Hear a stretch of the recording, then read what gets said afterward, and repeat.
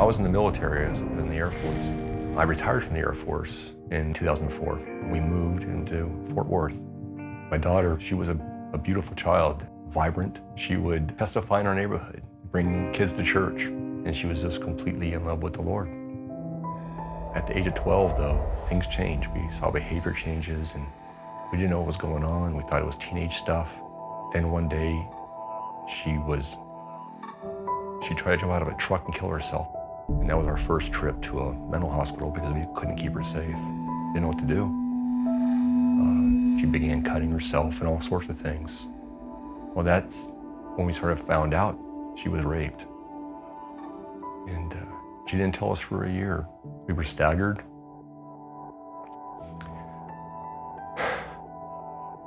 We didn't know what to do. We prayed. Rape counseling, trauma counselors. But she was angry with the Lord. She was seeking her own kind of peace, I guess, and she sought, in spite of all the counseling and prayer, she chased after things of the world. She began getting involved with drugs and alcohol. But we continued praying for her and taking her to counselings, but then about a year later, her very best friend committed suicide.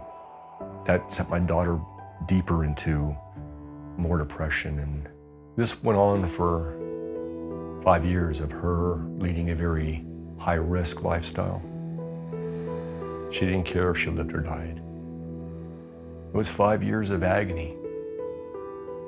And it got to a point where I thought she was at a point of no return.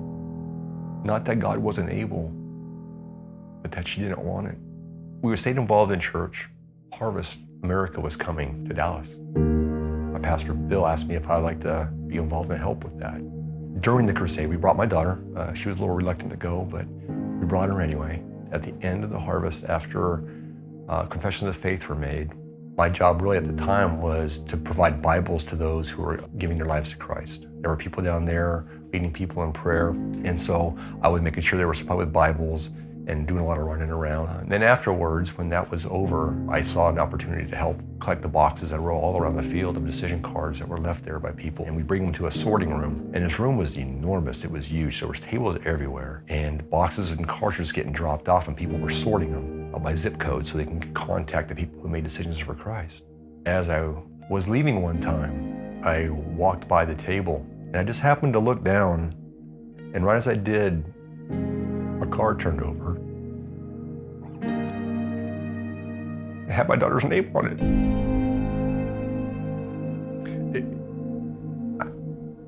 And I just stopped because God told me then that He had her.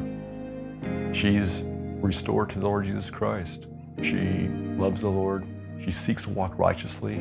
All the relationships in our family have been restored. She had hopes and dreams of a future. It's been a long road, but it's amazing how God is always there. And I know if you're out there and you're struggling, the Lord sees you. The Lord loves you. Bring them to the Crusades and let the Lord speak to their hearts.